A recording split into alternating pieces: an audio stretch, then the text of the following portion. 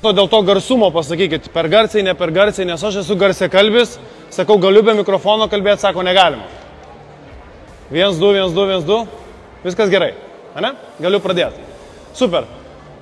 Tai dabar visus dar Litexpo sveikatos parodos dalyvių sveikinu atėjusius į šitą parodą. Jūs tapsite vienu žingsneliu kažkokį biškesnį savo gyvenime. Ir dar kol nepradėjau, kviečiu ateiti čia prie pranešimų erdvės ir paklausyti arba paskaitėlės, arba paklausti kažko tai apie grūdinimąsi, nes yra labai gera tema. Žinokit, tema geležinė. Jeigu nenori sirgti, grūdinkis. Šiaip iš tikrųjų tai yra nesąmonė.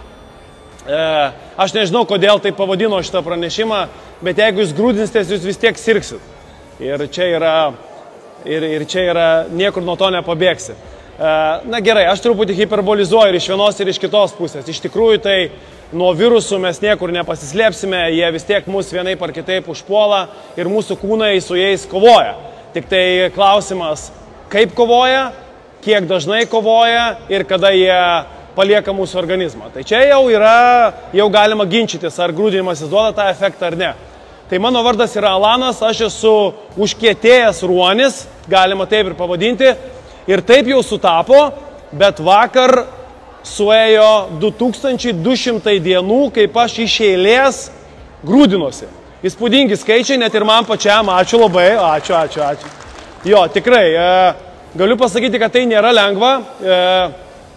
Ir kodėl aš galvoju, nei čia didžiuotis, nei čia ką. Iš tikrųjų, 100 dienų iš eilės jau yra good. Paskui tai jau tampa pakankamai įprotis. Bet per šitus daugiau negu 6 metus kasdienio grūdinimuose aš tikrai labai daug dalykų patyriau, gavau, išgyvenau, turėjau susigalvoti, motyvacija be jokios abejonės vis nauja, o kiek buvo tokių sąlygų, kur tu nedaryk, ne šiandien, ne laikas, įtampa, daug darbo, daug kitų reikalų. Įsivaizduokit, jūs galite įsivaizduoti kažką darant ant tiek reguliariai. Tai yra kosmosas. Dantis gal valomės, taip, bet ir dantim kartais ateina tas toksai momentas, kai, šiandien, kažkaip ten nebūna. Tai va, tai čia man kažkas yra labai panašiai. Dažniausiai atveju nebūna. Ir aš per šitą pusvalandį galėčiau jums papasakoti labai daug. Tikrai turi daug medžiagos. Ir nusprendžiau šiek tiek pakeisti iš to pranešimo formatą ir nusprendžiau tiesiog paklausti jūsų, kas jums įdomu. Jūs galite užduoti pačius kvailiausius klausimus, nežinau, kokius norit. Ir aš pabandysiu juos atsakyti. Taip mus stebi ir tiesioginė transliacija, galbūt jiems tai bus, jiems smagiau girdėti galvą kalbančią ir dėstančią ir žinių duodančią, ypatingai Active Trainingo paskyra, kuri duoda labai daug koncentruotos mokslinės studijų medžiagos. Aš irgi jos labai daug turiu. Bet man galbūt labiau rūpi paprastas, žmogiškas, čia atėjusių žmonių interesas. Kas jums įdomu apie grūdinimus? Kodėl jūs čia atėjote? Aš jums užduodu klausimą ir jūs pakelkite ranką, aš ateinu su mikrofonu, jūs galite užduoti bet ką ir aš tada atsakau per savo patyriminę prizmę. Gerai, ateinu.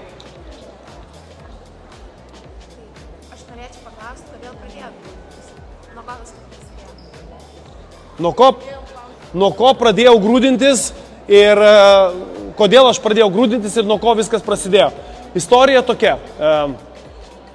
Aš kadangi į sporto sektorių, į tą sveikatingumo sektorių atėjau maždaug prieš 10 metų, 11. Ir nuo to laiko, kaip sakyti, tas ratas ir keitėsi žmonių, kad visą laiką pradėjo supti maždaug tie žmonės, kuriame tu sektoriui esi. Dėl to visiems treneriam ir visiems sporto žmonėms atrodo, kad visi sportuoja. Įsivaizduojat? Taip ir yra. Ir atrodo, kad taigi visi sportuoja, o iš tikrųjų statistika yra žiauri. 2/3 Lietuvos žmonių per savaitę neskiria nei vienos valandos fiziniam aktyvumui. Atsimink šitą žiaurią statistiką. Man ją pasakė Nerijus Mačiulis, ne šiaip kas, o statistikos guru. Kada aš jį filmavau kažkada. Ir sveikuoliai, Sveikuolių sąjunga, kiti sveikuoliai, darydami savo iššūkius prie Žalių ežerų, visą laiką mane kviesdavo. Alanai, varom, ten mes smagiai, ten murkdomės, ten tas mūsų iššūkis. Aš sakiau, vyrai, ne, aš tai darysiu tik tai tada, kada aš tapsiu profas. Aš noriu tai daryti profesionaliai, o ne kvailioti nueiti prie tų ežerų, nes ten, man atrodė, toksai smagus laiko praleidimas, bet ne grūdinimasis iš principo. Tai va šitas dalykas buvo tikriausiai tas kertinis, kuris pradėjo man mintis mesti domėtis tuo dalyku. Ir aš pradėjau domėtis. Ir perskaičiau daug medžiagos, prasekiau daug žmonių, ištyrinėjau senovės ten nuo Rusijos, nuo Suomijos, visokių istorinių asmenybių, kurie grūdinosi ir taip toliau, kaip tai vyko. Esmė buvo paprasta. Ten buvo nurodyti žingsniai ir labai paprastas vienas sakinys, kad 2 minutės yra tavo siekiamybė.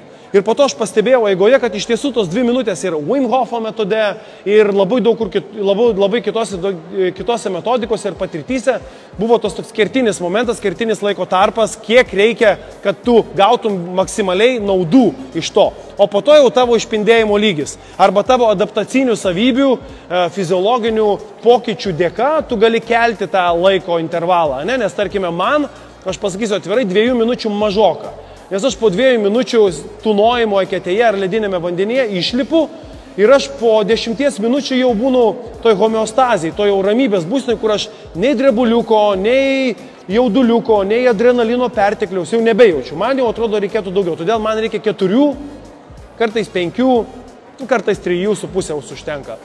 Tiek, tai čia aš minimaliai kalbu. Jo, ir va taip ir prasidėjo viskas. Tai va nuo tokio pokyčio, nuo domėjimosi visą informaciją, bet aš esu tas žmogus, kuris kaip vadovėlis tai darė būtent žingsnis po žingsnio. Taip kaip aš rekomenduoju visiems kitiems, bet visi kiti taip nenori daryti. Jie nori, man geriau eketė. Jeigu jūs norite sulaukti žiemos ir iš karto eketė, tai ten jau yra kita kalba. Bet idealus variantas yra pradėti vasarą, pradėti vakare arba anksti ryte, kuomet nėra didelis kaifas, net ir į šiltą prūdą lysti, tada ateina po truputėlį ruduo, vandenukas vėsta ir tą dalyką praktikuoti. Ir ateina tada prie žiemos ir tada jau nebeturit jokio streso ir jūs ten dalyvaujate savo rutinoje, savo rituale. Bet čia yra vienas kertinis momentas. Reguliarumas. Jeigu jūs nuvažiuojate prie žalių ežerų, į lampmedžių karjerą, kur tai bebūtų, 1 kartą per savaitę pasidarote Instagramo nuotrauką ir pasigrūdinate ir jūs galvojat, kad jūs nebesirgsit, būsit sveikuoliais, ten dar kažkas, klystat. To dalyko nebus ir tai yra tik tai labai faina pramoga ir duok dieve geras impulsas ir įkvėpimas, kad jūs tai dalytumėte ateityje, galbūt kažką įkvėpsit, galbūt kažkam pavyzdį parodysit, bet tik tiek. Savo fiziologiniam pokyčiam, savo kūnui jūs duodate tik tai energijos užkelimą, serotonino ir dopamino kiekis pakyla, laimės hormonų. Praktiškai viskas. Šiek tiek širdies kraujagyslių sistemui mankštelę irgi padarote tai akimirkai, bet ilgalaikėme procese tai nebus labai stiprus pokytis. Čia yra svarbu reguliarumas, absoliučiai. Lygiai taip pat kaip ir aš negirdėjau, ar Greta pasakojo ar ne, su kvėpavimu Wim Hofo, ten irgi reikia reguliariai daryti, bet jis turi ir ilgalaikę naudą, ir trumpalaikę. Jūs ir 1 kartą pakvėpavę gausit labai daug naudos, bet tai bus tik momentinis. Tai lygiai taip pat ir su pasigrūdinimu. Gausit fainą, gerai užkils energija, gera nuotaika, ten laksto toks užkilęs, visas testosteronas pakyla, savivertė biški truputį pagerėja. Bet jeigu jūs norite pagerinti savo širdies kraujagyslių sistemos darbą iš principo, sumažinti spaudimą, padidinti rudųjų riebalų kiekį. Žinau, kas yra rudieji riebalai? Ar esat girdėję? Rudieji riebalai tai yra metaboliškai aktyvus riebalų sluoksnis, kuris turi labai daug tokių organelių, kurios vadinasi mitochondrijos. Tai yra mūsų energijos šaltiniai, kurie ima iš mūsų kraujotakos cukrų ir baltąjį riebalą, tą riebalų lašelius, ir paverčia jį energiją. Ir rudieji riebalai veikia visuomet, kuomet mes valgom, miegam, būnam šaltyje ir panašiai. Mūsų kūną šildo ir mūsų kūną gydo. Rudųjų riebalų labai daug turi maži vaikučiai.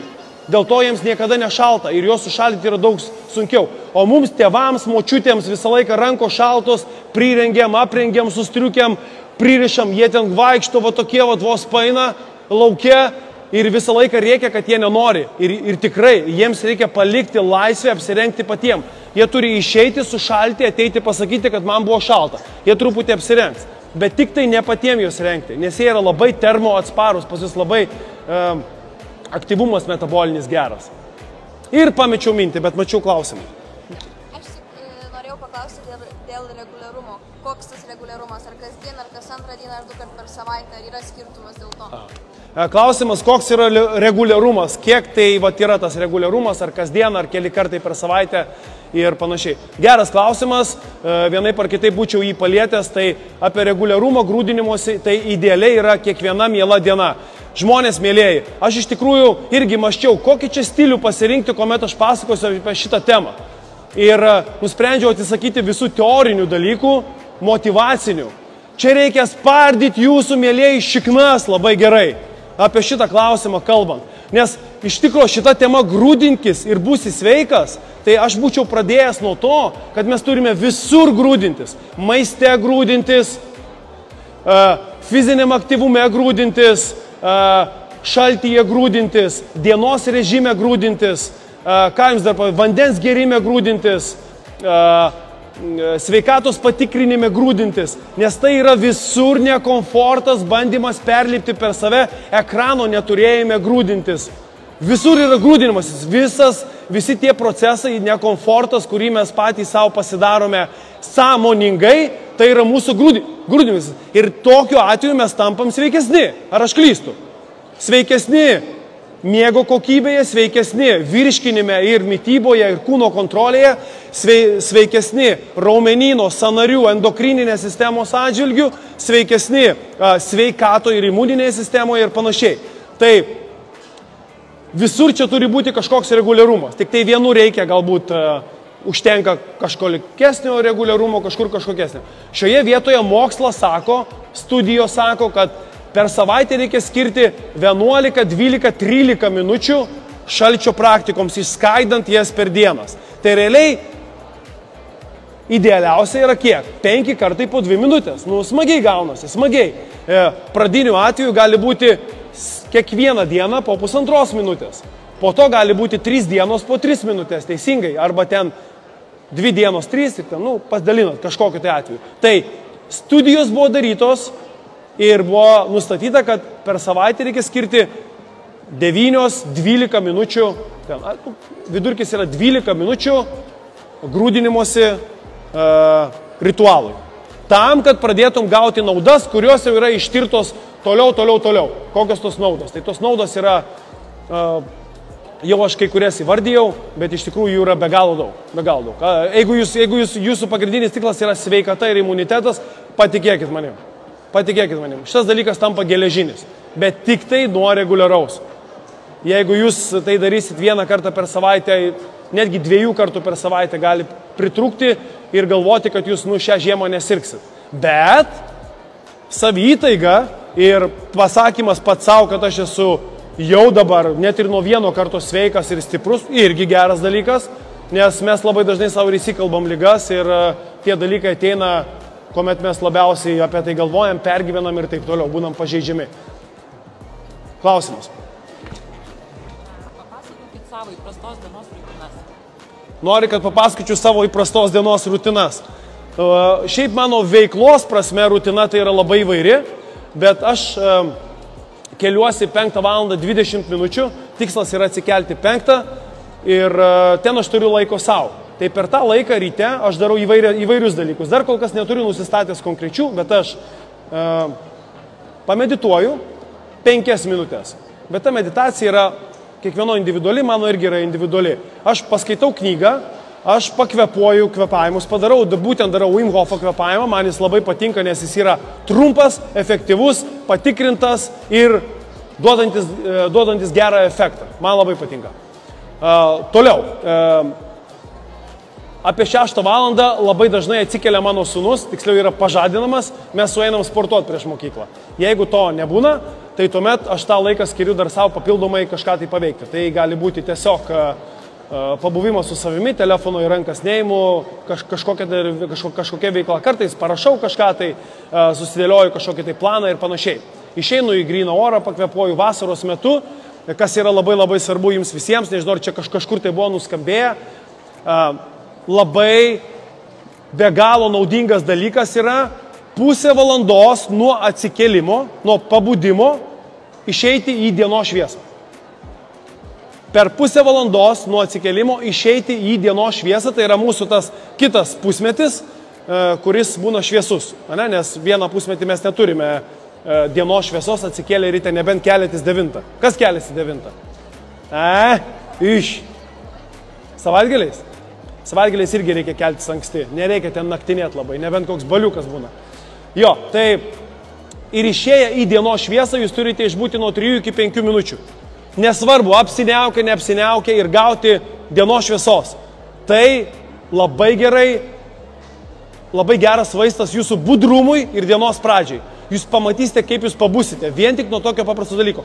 Namų atveju, ten sakykime, kas turi namus individualius, tai išeiti į terasą, į lauką, jokių problemų. Kitu atveju balkonas, atidarytas langas, ne per langą netinka. Būtent atidarytas langas. Labai daug sulaiko šviesos, paprastas skaidrus langas, kaip be būtų keista. Jo, tai tas dalykas dar vyksta. Na ir tuomet vyksta pusryčiai, tuomet dažniausiai būna dar rytinė treniruotė, kas antrą dieną tokia ankstyva, 6:30 ryto mes darom treniruotės, aš važiuoju dirbti kartais kitas treneris važiuoja dirbti, kolega mano.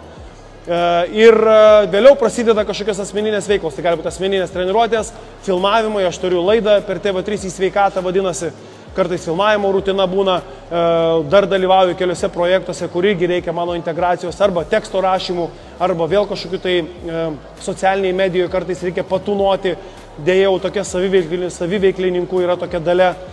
Tuomet yra labai didelis laikas skiriamas ir vaikams, sąmoningai tai darau, nes man tai yra labai didelė vertybė. Todėl jeigu manęs paklaustų, kad ar aš turiu laiko, aš kartais sakau, kad jo neturiu, nors iš tikrųjų aš jo turiu Bet aš tą laiką skiriu savo šeimai, jeigu atvirai, daug laiko skiriu, kad galėčiau juos nuvežti, atvežti, pabendrauti, paklausti, nes tai yra labai svarbus laikas, nes kitaip jos sunku rasti. Vaikai irgi yra užimti namų darbus, daro, būrelius turi visokius. Ir tas laikas nesiskaito, kad mes ten kažkur tai netoliese juos saugom. Todėl man tai yra svarbu. Tai laikas su šeima, žinoma, yra pietus, visą laiką nepraleidžiu jų, maitinuosi. Ir tuomet vakarinė mano popietinė dalis, jinai jau būna be miego, anksčiau dar visą laiką pasnausdavau, ir vakare būna nuo kokių 5 iki 8 dar treniruočių metus, kuomet aš vedu treniruotės žmonėms. Ir tada jau grįžęs, nebevalgau vakare ir su vaikais cacki, pasakėlę paskaitau mažai ir miegučio 10 valandą jau stengiuosi eiti miegot, po 10-20 užmiegu ir panašios dienos kitos. Savaitgaliais tas pats. Savaitgalių nėra kaip tokių atskirų, dažniausiai tai būna panašios rutinos, nes tokia ta mūsų dalia tokių žmonių. Kas dar turi kokį klausimą? O, yra dar. Ten pirmas buvo. Ten buvo pirmas, ten pirmas. Tai gal galėtumėt papasakot, kaip discipliną išsiugdėt? O. Klausimas buvo, ar galit papasakot, kaip išsiugdė discipliną? Brum. Aš esu toks žmogus, kuris gali tą discipliną iš savęs pasigimdyti. Nes tiesiog žmonės turi tokias savybės, kai kurie. Kiti tokių savybių neturi, jiems tada reikia motyvacijos, palaikančio žmogaus, bendruomenės, komandos, draugės, draugo. Ir atsiminkite tai, pavyzdžiui, kada žmonės klausia, kaip pradėti kažką daryti. Susiraskit blemba artimiausią žmogų, draugą, draugę, bendruomenę. Ir su jais tai pradėkite daryti. Ir jūs pamatysit, kaip bus daug lengviau. Tiem žmonėm, kurie turi tos valios, susideda gerą loginę seką, gražus kelias nusipešė, scenarijus surašytas, iš šeimos paveldėjo tokias vertybės, kur buvo kažkokia disciplina ar tvarkelė sudėliota. Tiem yra daug lengviau pačiam tai padaryti. Tai sakykime, mano atveju, mano disciplina tikriausiai gimė tokiu tvirtų žodžiu pačiam savo. Bet žinoma, tas ateina ir iš tokios aplinkos, iš filosofinių pamastymų. Na, tarkim, prieš 7 metus aš nusprendžiau atsisakyti alkoholio. Ir kaip tai atėjo? Aš pats esu kaukazietis. Pas mane užstalės kultūra, vyno darimas ten šeimoje iki šiol yra propaguojamas ir ten, jūs įsivaizduojat Kaukazę, kaip vyksta reikalai, tostų sakymas, užstalė, ten visi šitie reikalai. Tas pats pas mane. Aš po 20 minučių ilgą liežuvis ten tostų sakydavau, ten savaitgaliai visą laiką, ten būdavo pilnas stalas ir taip toliau. Man sakydavau niekada, ten bus labai sunku tai padaryti. Bet mes pradėjom nuo to su kolektyvu, kad, klausykit, mes esame sveikos gyvensenos treneriai. Mes turim didžiulę bendruomenę, ten bendruomenėje buvo 13 000 žmonių, iš kurių buvo ten keli šimtai aktyvūs, ten treniruotėse buvo minios žmonių. Minios, ten po 70 žmonių ateidavo į vieną treniruotę. Ir tokių būdavo 3 iš eilės. Mes sakom, mumis tiki, mes juos vedam, mes esam jų lyderiai. Ir realiai, bet koks žmogus gali ateiti ir paklausti, o tai kiek aš galėčiau, o tai gal galima biški, o tai kažkoks saikas, o ne saikas. Ir mes sakom, kad mes realiai neturėtume tai daryti vien tik iš tokios paskatos. Ir toksai pamąstymas mane, pavyzdžiui, sukrėtė. Nors iki tol aš viską futbolindavau, sakydavau, ne, to taip ne. Tai nuo ten atsirado tokia disciplina. Ir aš taip įspraudžiau save į rėmą ir pats savo pasakiau, okei, ne, tvarkoj. Sunku buvo, bet buvo vienas geriausių mano sprendimų gyvenime atsisakyti alkoholio. Fantastiškas sprendimas, kur galėčiau atskirą paskaitą pasakoti, kas įvyko, kodėl, per visus prizmės, per kūno pokytį, per santykių pokytį, per emocinį, per bendruomenišką kažkokį tai pavyzdį ir taip toliau. Kalbant apie grūdinimąsi, tai aš pradžioj truputėlį paminėjau, žinios, truputį pasidomėjimo. Tai pačiai pabaigai, nes man jau Greta rodo, kad timeoutas ir viso gero jūsų darbo, ne klausimas vienas. Jo, tai bus labai greitai. Tai aš pačiai pabaigai norėjau pasakyti tokį dalyką, kad trumpa frazė. Pati geriausia motyvacija yra šiek tiek žinių. Šiais laikais gauti šiek tiek žinių apie tai, ką jūs norit pasidomėti, yra jokių problemų. Ir tos žinios, kaip veikia raumenukas, kada aš darau kažką, kodėl mano sąnarys lankstosi, kiek žmogus ten turi kaulų, kas yra, kom skiriasi raištis nuo sausgyslės, pavyzdžiui, ir panašiai, kaip širdelė dirba, kas yra didysis kraujo apytakos ratas, kas yra mažasis, kaip dirba hormonai, kokie ten kas, iš kur jie išsiskiria. Tai daro gyvenimą įdomesniu, tu sužinai tada ir tau daug įdomiau, kas būna, kai tu įlendi į šaltą vandenį ir panašiai. Tai kaip, pavyzdžiui, maistas nukeliauja nuo burnos iki burnos. Kokį kelią praeina, kas įvyksta ten, kaip įdomu, tu tada valgai ten, dabar ten kažkoks ir panašiai. Tai motyvacija truputėlį žinių. Greta, dar vieną. Sakykite, norėjau paklausti dėl karštis šaltis, minėjote tai šaltį, kad karštis tai yra virtis ir po to prasibėgimas prieš išvengėte akėte, tai tai toliai ką darot? Aha. Ok, klausimas apie karštį ir šaltį. Šiaip labai geras klausimas, bet į jį kaip čia dabar trumpai atsakius. Ok, tai karštis yra lygiai taip pat kaip šaltis stresorius mūsų kūnui ir jis yra labai sveikas. Dėl to pirtis propaguoti netgi ir kiekvieną dieną yra sveika. Yra mokslo įrodyta tai. Aš dabar skaitau netgi knygą, kurioje būtent analizuojamas karštis ir šaltis, dėl to man labai sunku atsakyti į tai trumpai. Ir per savaitę reikėtų skirti apie 55 minutės karščiui, jeigu norit gauti maksimaliai naudų. Dabar karštis prie eketės, tai klaida didžiausia yra, aš taip drąsiai sakau, dzin, aš ką noriu tą sakau, nes aš pats, o ne kažkam teorijom vadovaujuosi. Klaida ta, kad žmonės daro karštį apsirengę prieš eketę. Reiškia, susišildo save, prisirengia rūbų, prisibėgioja krosų, padarė ten treniruotės, pratimų, jie visi sušyla ir tada nusimeta rūbus, lenda į eketę. Taip nėra taisyklinga pagal viską. Todėl rekomenduojama karštį susikurti geriausia be drabužių. Tas idealus gražus atvejis tai yra prie eketės, žiemą. Tarkime, susirenkam. Nusimkit drabužius, būkit su maudimukais ir tada darykit savo karštį. Jūs jo nejausit, nes jūsų poros momentaliai užsidarys odos nuo vėsaus oro, bet jūsų raumenynas iš vidaus šils.